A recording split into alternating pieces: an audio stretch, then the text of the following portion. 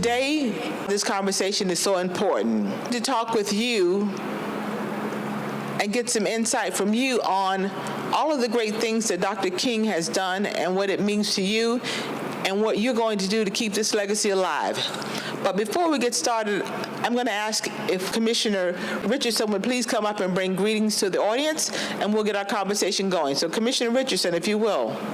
Good afternoon. I'm Curtis Richardson, the Mayor Pro Tem of the City of Tallahassee, and I'm very proud to be here today where we have come together to celebrate, to remember, to commit ourselves to living out the dream of the late Reverend Dr. Martin Luther King Jr., who I'm proud to say was a fraternity brother of mine of the Alpha Phi Alpha Fraternity Incorporated. But we are a city of diversity, equity, and inclusion here in Tallahassee, where everyone is considered important and valuable and able to contribute to making Tallahassee be the All-America city that she has been twice designated. This activity today is just one of those things. This is going to be participatory. So you will have the opportunity to talk about what Dr. King's dream and legacy means to you, because it's up to us to carry that dream forward. And as the late Congressman John Lewis said, we're not going back. We're going forward. But all of us have a role to play in that. And so that's what Dr. King's dream and legacy is all about, is us establishing what we want America to be. And so I'm glad that you all are here. Thanks for being here. I want to thank Mark Schlackman and Nicole Everett, Conversations with Nicole. We want to thank them for agreeing to host or to moderate today's event, and we hope that much will come out of it that will help us move our city forward. So again, thank you all for being here. Pray for me and my family as I will be praying for you. Thank you all so much. Greetings. I am Nicole Everett, host and founder of Conversations with Nicole, which is a talk show based here in Tallahassee focused on connecting the community through conversations. And I am delighted to be here with you today. This is an interactive event. I'm going to try to stretch this mic as far as I can to come to you, but we're going to ask you all to come up as we have this dialogue. But Mark, would you like to say something to the people? Angela, thank you so much for spearheading so many of the aspects of these events today. Curtis, to Commissioner Richardson, again, for decades now, my friend and colleague. And most importantly, it's our opportunity to reflect and engage in dialogue. So again, this is interactive, so we want you all to be engaged. So our first question is, if you had to describe the legacy of Dr. King, what would you say? All right, let's try this. Let's try this. Just shout out a word. If you had to describe it. Love. Love, okay. Determination, respect, sacrifice, visionary, inspirational, I think I heard, courage, selfless. Angela, you getting all this, right? Okay, so Angela's our scribe. Anything else? I heard selfless, grace, equality, okay? Unity, okay? Transformative. Good. Love it. Nonviolent. Did I hear faith? Okay. Thank you, young man. Justice. Trailblazer. All right. All great words. Anything else? Freedom.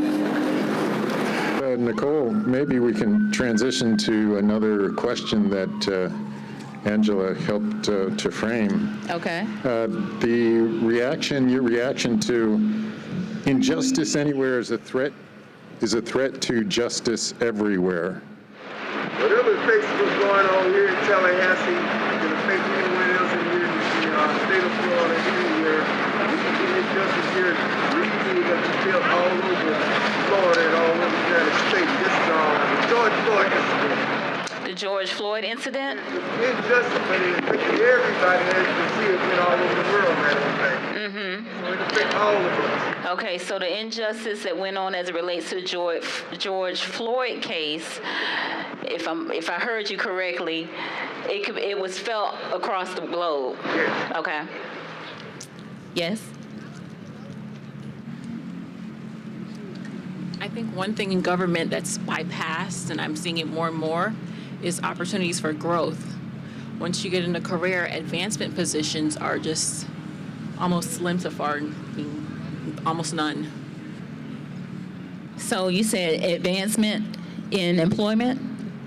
Just when you get into a career, like Uh-huh. starting a career, just opportunities for growth. It's just kind of like stagnation. Stagnation in growth opportunities. Okay. Thank you. We have to focus our efforts in a better way. Okay, we have to focus our efforts in a better way. Education has always been transformative. Right now, when I think of injustice anywhere, it's a threat to justice everywhere. I think about there's power in numbers. There's power in numbers. We get tired of all of the George Floyds and everything else. We go out, we protest, Right. that, but then everybody goes home. Materialistic society, people living in their bubbles. We can't let up. We can't get tired. Right. We have to focus our efforts on changing the policy in the classroom so that we can teach our children how to raise up better, do better. Write these letters to Congress. Write letters to Congress. Be more proactive. Be more proactive Weekly basis. on a weekly basis. You know? Okay. Thank you. Yeah. Did I hear somebody else? Holding them accountable.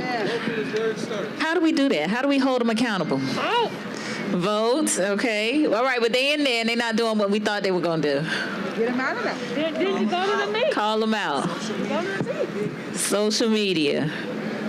You know, in terms of raising awareness and promoting accountability, I'd just like to get a sense from all of you. How many of you are familiar with, it's actually a treaty that the United States ratified.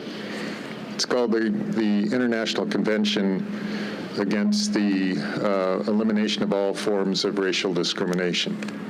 It's not necessarily in the mainstream. It's not widely known. When a treaty is ratified, it's incorporated into U.S. law. There are other treaties based upon the Universal Declaration of Human Rights that we could include in some of our strategies. And it's almost a given that these things are not widely known. That proves to be a strategic advantage because it's part of U.S. law. So we could take the initiative in a way that could be very significant. It won't be the end result, but it could be another tool that's there for us to consider. No, it's a very great point. We don't know that this exists. Yes. You had your hand up? The name of the treaty? Yeah, there are actually a couple, and I'll just mention two, and they're both based upon the Universal Declaration of Human Rights, which Martin Luther King Jr. based some of his principles or extrapolated from. So it's the International Convention on the Elimination of All Forms of Racial Discrimination.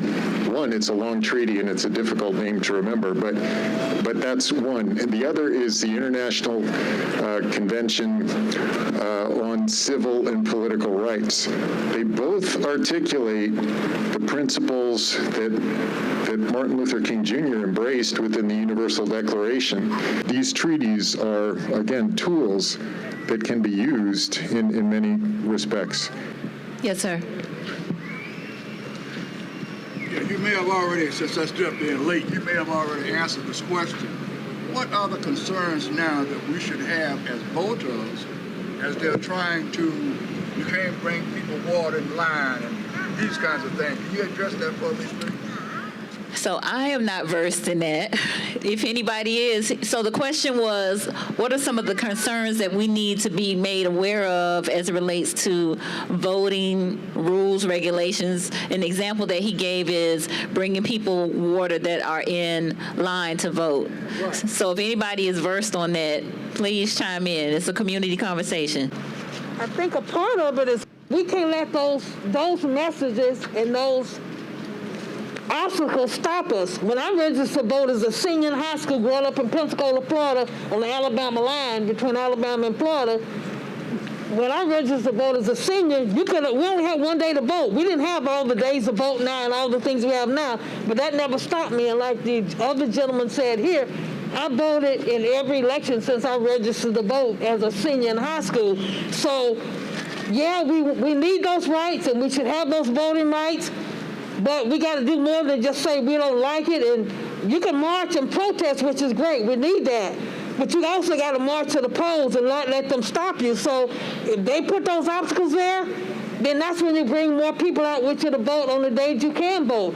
I don't like it, but in the end, that's not going to stop me from voting. And sometimes we don't let people define who we are and what we do and say, well, I'm not going to go vote because I can't do this. I'm going to go vote because they told me I can't do that.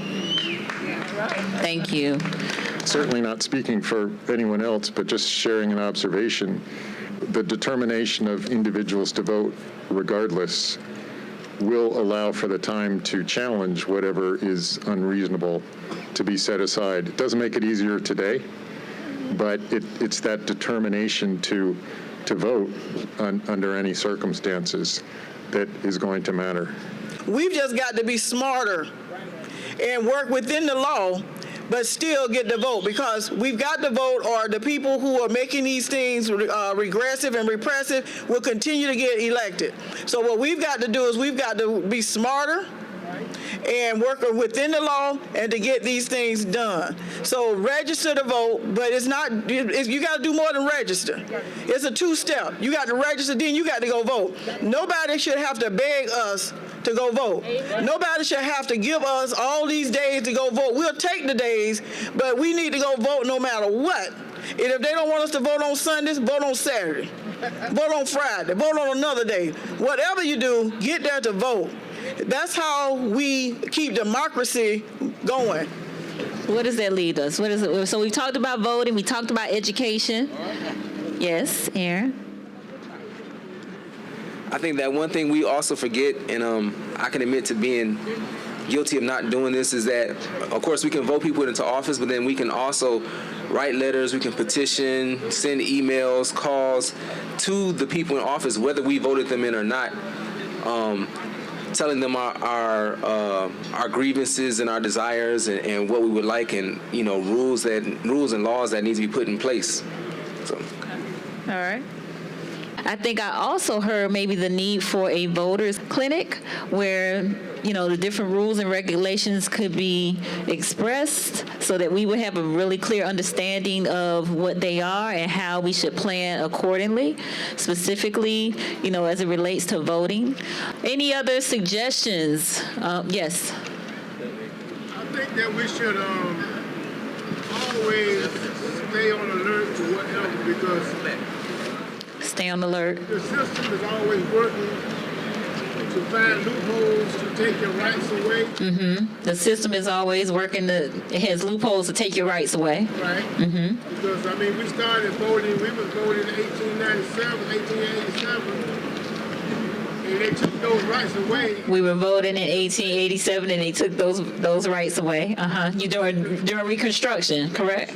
Okay. So then we had to, when Jim Crow came, then we lost all our rights to vote. When Jim Crow came, we lost our rights to vote. Now then we got it back in 65. We got them back in 65. And now they're trying to take it again. Yes, sir.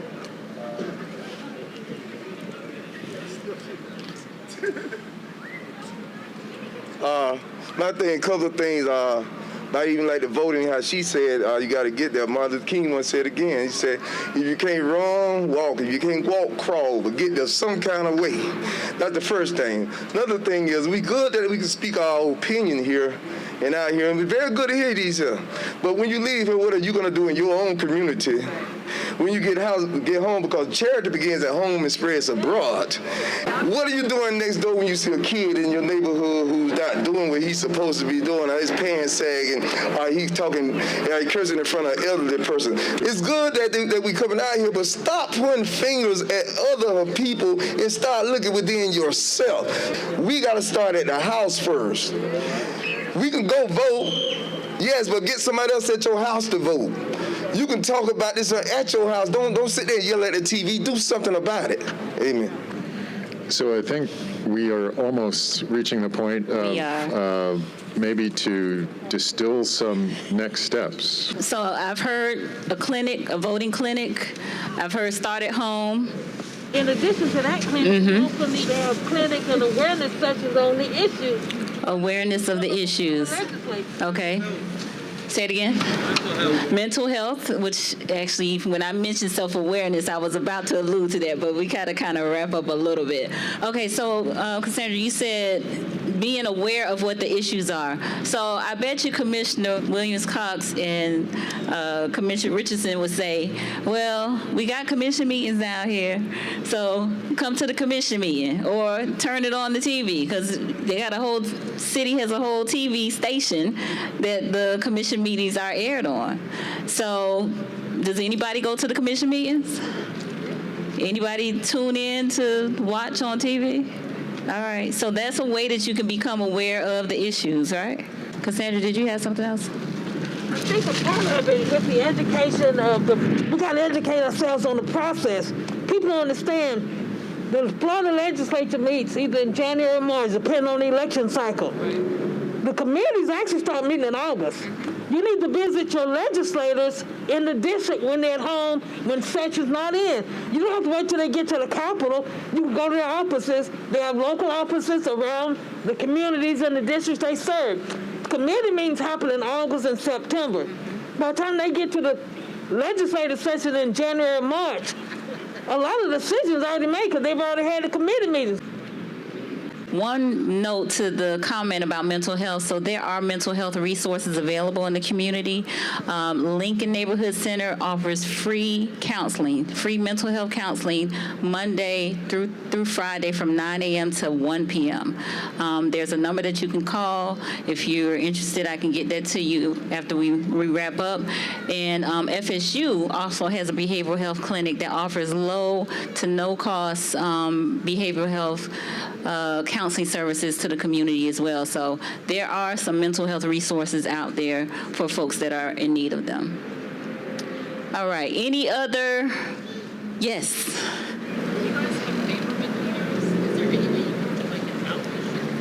So she asks, are there neighborhood leaders? And I would say yes, there are neighborhood associations and the leadership within those, and then just neighborhood leaders that aren't necessarily so formal. They may be informal leaders. But you said getting the information to them. So that happens, I think, via CONA, which is Council of Neighborhood Associations. So that group, and then again, neighborhood associations, that may not be a part of CONA, just getting the information to their leadership. I know several of them have websites and newsletters, and they meet virtually and that sort of thing. Can you just maybe, for those who are not familiar, I know they were represented out here today, Equity Tallahassee Leon, just the quick gist on what that is, because you're a part of the steering committee.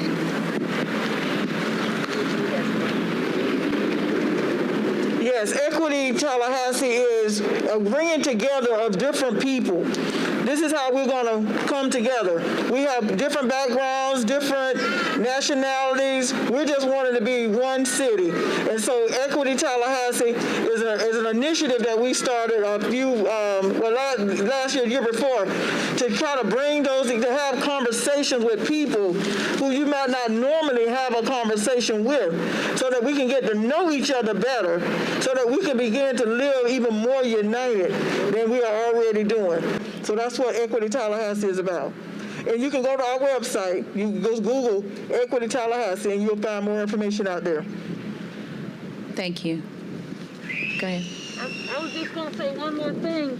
If you look at the city's website or read the paper or the Capital Outlook or anything, The city commission has a lot of meetings in the community. They go to community centers, they go to the communities and have meetings. And as my sister said and others said, I see the same people. They go to the south side, Princetown area, north side, Midtown area. They have city commission meetings on a lot of different things, a lot of issues, not just in City Hall. They go to the community, but the community's got to come out too and participate. They're bringing it to the community, but where's the community? Y'all got to come to the meetings when they come to your community. All right. Very good. All right. Any other suggestions as it relates to the action plan? All right. Well, I think we're going to call Angela up to kind of wrap us up. We want to thank you all for your time and attention today. We appreciate it. Thank you, Nicole and Mark, for that great moderation of conversation here with the community. Great points that were made, and what I love about this conversation is that we're hearing key themes. And I think the biggest thing that came out of this conversation is that if you don't vote, nothing else matters, right? And not only do you need to vote, but you need to get involved once you voted, and then be an active voice in what you want to see your community look like. It's one thing to talk about it, another thing to be about it. And this conversation is all about being about the action that you want to see in this community. So on behalf of the City of Tallahassee and the City Commission, thank you for joining this 22nd day of dialogue, and we look forward to seeing you in future events that the city will be bringing forth in the coming months. Have a great day.